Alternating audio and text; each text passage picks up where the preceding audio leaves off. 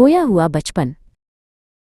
दिल्ली की सीमाओं पर बसे सीमापुरी इलाके में सुबह की धुंध के बीच साहिब कूड़े के ढेरों में सोना ढूंढता है।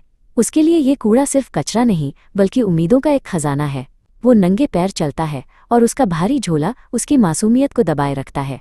उसके जैसे सैकड़ों बच्चे यहाँ हर सुबह कूड़े के पहाड़ों पर अपना भविष्य तलाशते हैं। साहिब का पूरा नाम साहिब आलम है, जिसका अर्थ है ब्रह्मांड का मालिक। लेकिन उसकी वास्तविकता उसके नाम से बिल्कुल उलट है। उसे अपने नाम का अर्थ भी नहीं पता। वो बस उन गलियों का राजा है जहाँ जूते पहनना एक सपना है और साफ पानी एक विलासिता। वो अपनी फटी हुई चप्पलों को बड़े गर्व से पहनता है, जैसे वे किसी राजकुमार के जूते हों। एक दिन कूड़े के ढेर में साहिब को एक चांदी का सिक्का मिलता है। उसकी आंखों में एक अजीब सी चमक आ जाती है।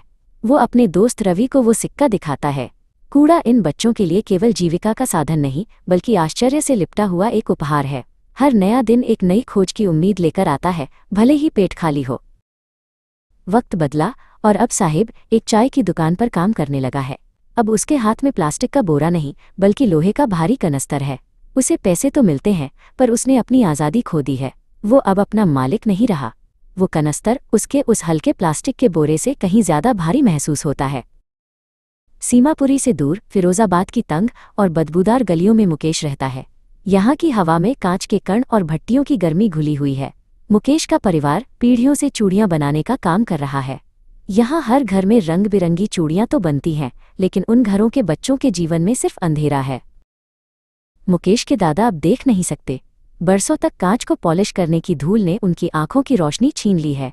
मुकेश उन्हें सहारा देकर घर के अंदर ले जाता है। यहाँ के लोग इसे अपना कर्म और भाग्य मानते हैं।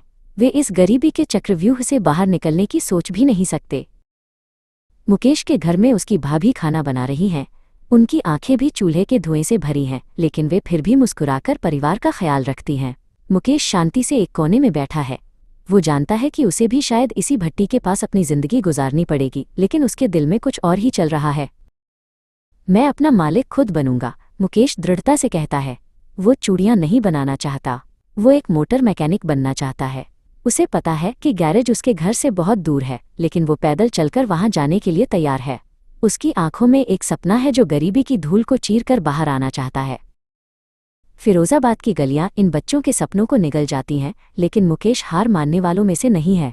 वो एक टूटी हुई साइकिल के पहिए को ठीक करने की कोशिश करता है, ये कल्पना करते हुए कि वो एक असली इंजन पर काम कर रहा है। उसके लिए हर नट और बोल्ट उसके सपनों की ओर एक कदम है। साहिब ने अपनी आज़ादी बेच दी, लेकिन मुकेश अभी भी अपने सपनों के लिए लड़ रहा है। क्या मुकेश कभी हवाई जहाज उड़ाएगा? शायद नहीं, लेकिन वो कार चलाने का सपना देख रहा है और फिरोजाबाद की धूल भरी सड़कों पर यही बहुत बड़ी बात है। बचपन खो गया है, पर उम्मीद की एक छोटी सी लौ अभी भी जल रही है।